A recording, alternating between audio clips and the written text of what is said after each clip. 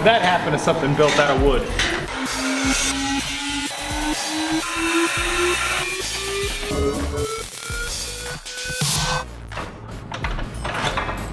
So for this week's project, we're going to be building a standing desk to go in a little nook in a pretty small restaurant that's being redeveloped in my local area. Start out over here at the cold cut saw, like normal, on this new cutting station that I've put together. Gosh, that thing makes me work so much faster. And then we're going to jump right into assembly. What I like to do with weird shaped projects like this is build the piece that has the critical dimensions and then take it over and actually test fit it to the location if that's something possible.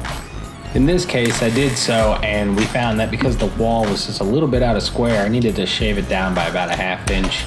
Not a big deal to do at this stage of the project, just a couple grinder cuts, but if I'd waited, that would have become a real problem. Now let's jump into some real welding. We're just going to do the insides first, that's what I like to do, and then I'm not going to take the time to grind bevels on something like this, it doesn't need it. And then the favorite part of any welding project is grinding. So whenever possible, you want to clean the metal as early as you can in the process to get off the oil that comes on it from the metal yard. In this case, while everything's still flat, that's going to be easy to do, much better than once there's plate and everything on it later. So now that I know the background fits and it's been cleaned up, I'm going to move right into building the actual work surface for the desk. In this case, this was a critical dimension, so I'm going to frame it out first, and then we'll add the deck or work surface of the desk. On the rest of the pieces, basically just frame them to match the metal plate.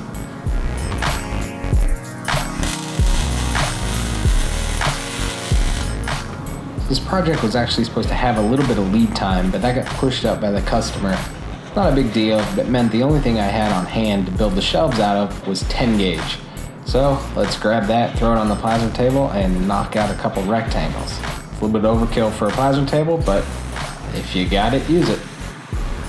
I also wanted to give another thank you to HTP for sending out this Microcut 875 SC plasma cutter that I've been using for the last 5 or 6 months.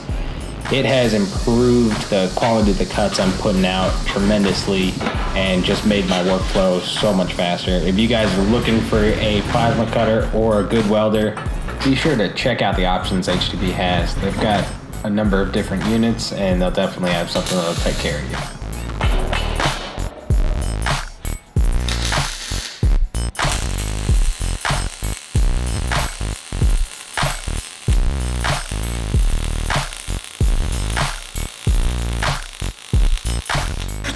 Now, if you find yourself in a situation where you need to close a fairly decent gap on a project, one solution is just jump back and forth in your weld like you see me doing here.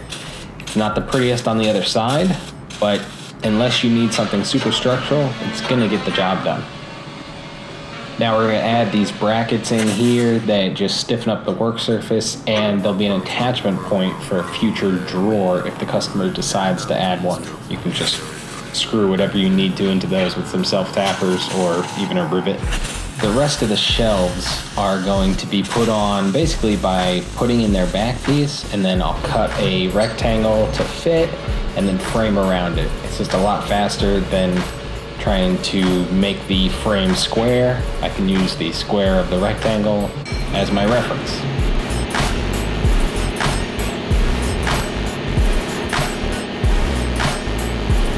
Now, as each one of these shelves is going to hold a fair amount of weight, I'm going to add these 45-degree stiffeners just to make sure nothing flexes.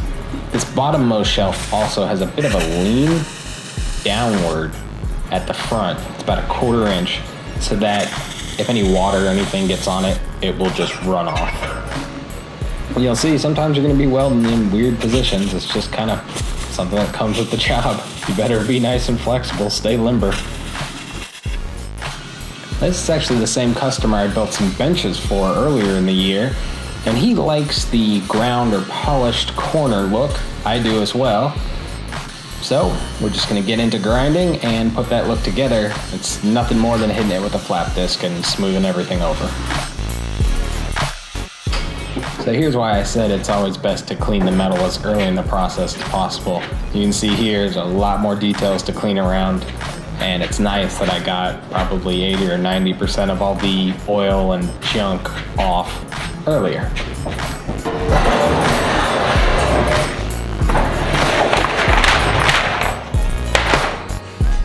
Nice. Have that happen to something built out of wood. You know, there are some downsides to working alone a lot of the time. That's one of them.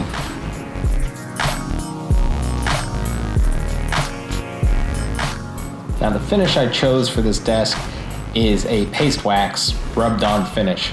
There's really not much more to it than just rubbing the finish on, letting it dry or set up or whatever it does, and then giving it 2 or 3 more coats. It takes like 20 minutes basically. By the time you've worked your way from one end of the desk to the other, you can start at the beginning and do it again. This finish stands up really well to inside environments and gives the metal a really nice look. It is really important though that you get the insides of all the corners and joints, and one way to do that is just stretch a rag out and kind of floss the joint.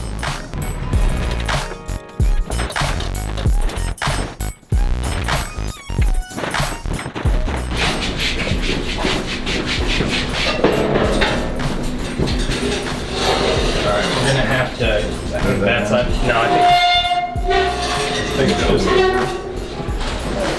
I think this corner needs to go first. So in between me taking my measurements and coming to do the install, this serving table thing over here had been attached to the wall, so we had to take it all apart, get the desk into place around the hinges on the door, and then move the table back. Come out a little bit. There we go. Damn. There's no way that was going in. Well, look at that variance under that point. Yeah. That's pretty impressive too. Fortunately, this was a concrete wall behind that linoleum cladding, and we knew that, so I could throw some Tapcons in and attach this thing to the wall in a way that you aren't ever getting it out. A little SDS like this is a great tool, especially when compared to a hammer drill. You can just basically throw Tapcons into the wall. And then up here, we did the reverse of this. It's mounted on the other side, so there's a lip here, so anything you put up there won't fall off. Perfect, man. No, this is so perfect. This was all I had on hand. This is 1/8 inch thick solid plate for all of these. Badass, dude. Waitresses and all that. Hey, you got to appreciate a customer who lets you run with the project and is always happy with what you deliver. That's pretty much the end of this build, guys. I appreciate you stopping by. Don't forget to like the video, subscribe if you're not already a subscriber, and let me know what you think down in the comments. I'll catch you on the next one. That's good. Hi, Mom.